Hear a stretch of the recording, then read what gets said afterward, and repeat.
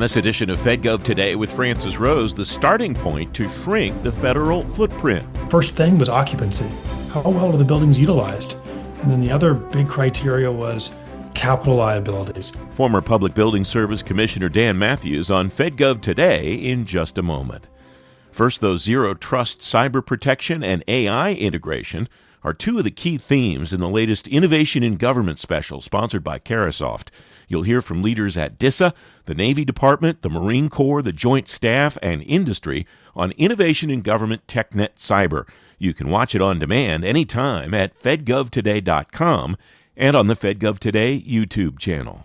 The second submission is in from the Public Buildings Reform Board. It includes 11 buildings the board believes the federal government could divest. Some of the buildings are very familiar to the federal workforce. Dan Mathews is a member of the Public Buildings Reform Board. He's president of Mathews Associates and former commissioner of the Public Building Service at the General Services Administration. Dan, welcome. Thanks for joining me today. What are the criteria that you and your colleagues use on the board as you're looking at buildings, and how did the buildings come onto your radar screen as ones that you and your colleagues should look at? Welcome. Thanks, Francis, and thanks for having me here. It's great to be back. Criteria is pretty simple, right? It's financial. It's what any major real estate entity would take a look at. First thing was occupancy. How well are the buildings utilized? And then the other big criteria was capital liabilities. What's the condition of the building? How much money is it going to take to bring that building back up to sort of functional Class A quality? And if that's really high, then if it scored poorly on those two, it got on our radar screen. So then that third criteria was, how important is the facility? Are we talking about the White House complex? Are we talking about, a building in a post-war building somewhere else in Southwest DC? How critical it is for a monumental or essential for long-term government use.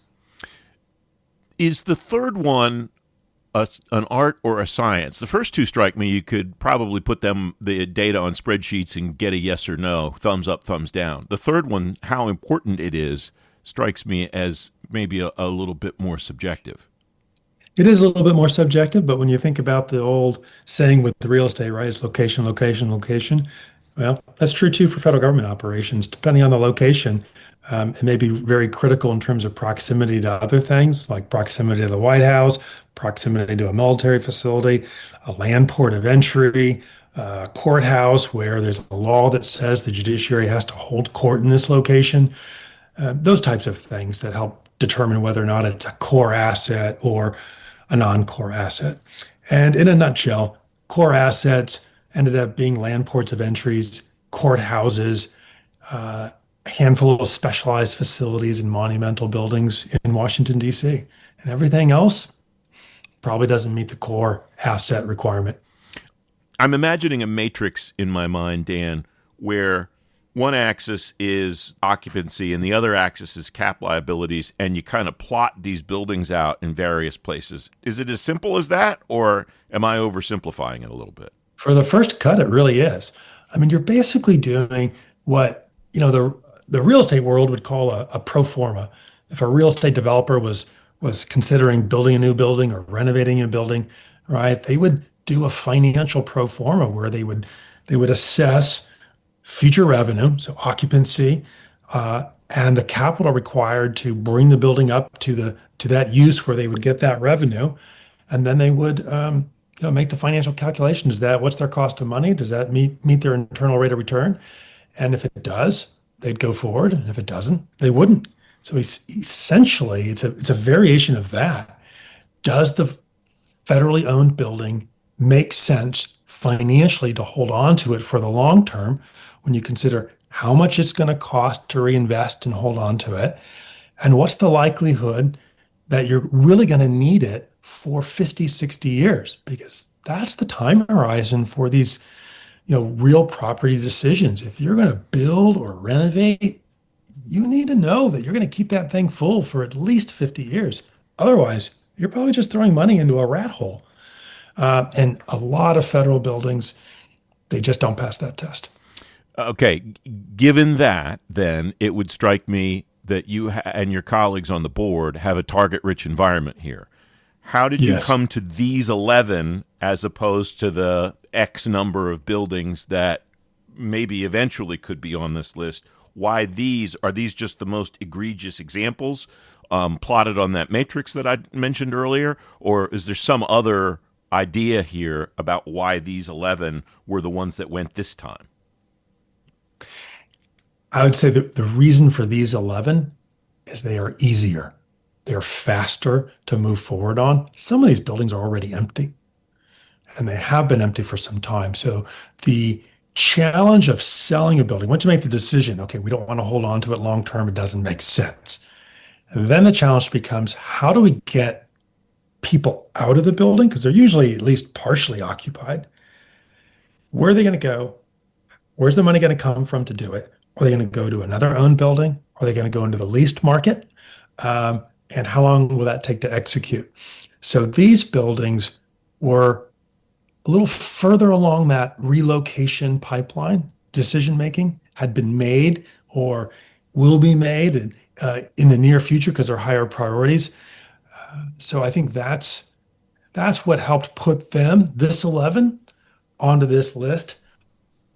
But Congress did extend the board for another year in this past December.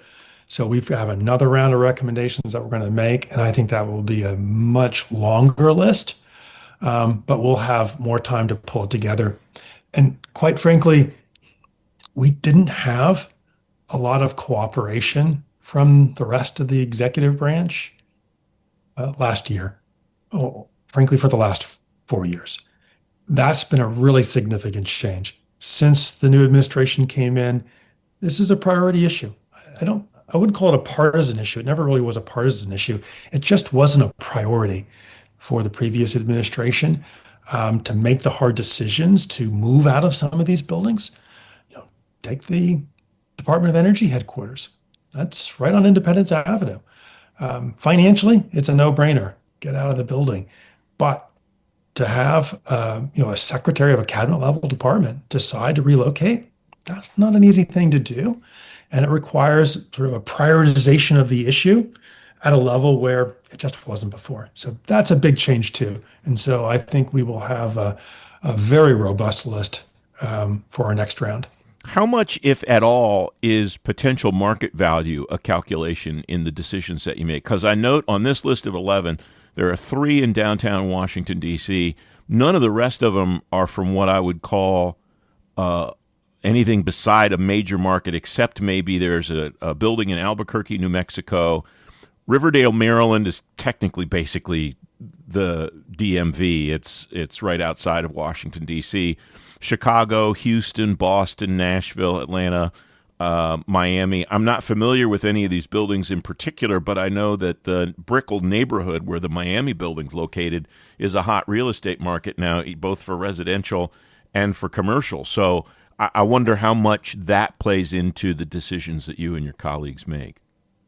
For this group, potential value certainly was a consideration. And there's two sides of that equation. One is what I would call, if you sell it, what are the proceeds? So how you monetize the property. And GSA will have choices. They don't necessarily have to do a fee sale, right? They can also do a long-term ground lease for some of these properties. Think what the old post office hotel redevelopment on Pennsylvania Avenue was, right? That was done on a 60-year ground lease with two 20-year renewal options, so effectively a 100-year ground lease. That's how the government monetized that asset. So the government's got choices here as to how they do it, but some of these have real significant potential value. Brickell in Miami, very, very high value location. Nashville's also a very high value location.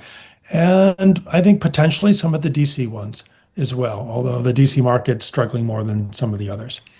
But the other side of that value equation is capital liabilities avoided. And those are extensive, particularly for the Department of Energy headquarters. That's easily $1 billion in future capital liabilities avoided. A building is 60 years old. It's never had a major renovation. Wasn't a great building to begin with. To bring that up to Class A standards, it would take a lot of money. And at some point in the not too distant future, they're going to have to put some real money into it. So cost avoidance on that one is probably far greater than sale proceeds from the property. I read from your board's website a message in response to the this submission from the director of the Office of Management and Budget, Russ Vogt. OMB encourages the disposition of the identified assets in a manner that maximizes return to the taxpayer. What's the timeline? What happens next? My understanding is that for this round of submissions, your team's work is pretty much done and you're on to the next round. But using your experience as the PBS commissioner, what happens next? Yeah, so these are, depending on the property, some of them are pretty far along. One in Washington, D.C., 7th and D Street. The building's basically empty now. So GSA has, they've already tasked a private sector broker to put together a go-to-market strategy for them. So that's in the works. That'll probably be the first one out of the gates because of the fact that it's already empty.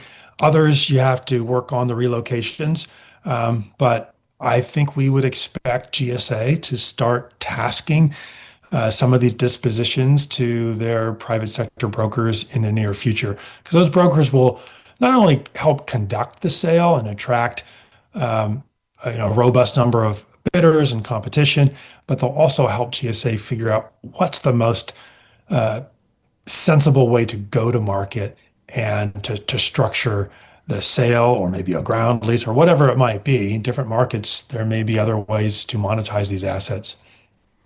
Dan, it's always great to have you on the show. I appreciate a chance to talk about this work. Thanks, Francis. You can find a link to the Public Buildings Reform Board's second submission on today's show page at fedgovtoday.com. Revisions to 4 sections of the federal acquisition regulation are on the street now as part of the response to the executive order titled Restoring Common Sense to Federal Procurement. You'll learn what's coming with the FAR overhaul from Carla Smith-Jackson. She's Assistant Administrator for Procurement at NASA and a member of the FAR Council. You can see her Sunday morning at 10:30 on ABC7 in Washington and simulcast on the FedGov Today YouTube channel. The next FedGov Today podcast coming next Tuesday. You can listen to every FedGov Today podcast anytime you want on Apple Podcasts, Spotify, or on demand at fedgovtoday.com. I'm Francis Rose. Thanks very much for listening.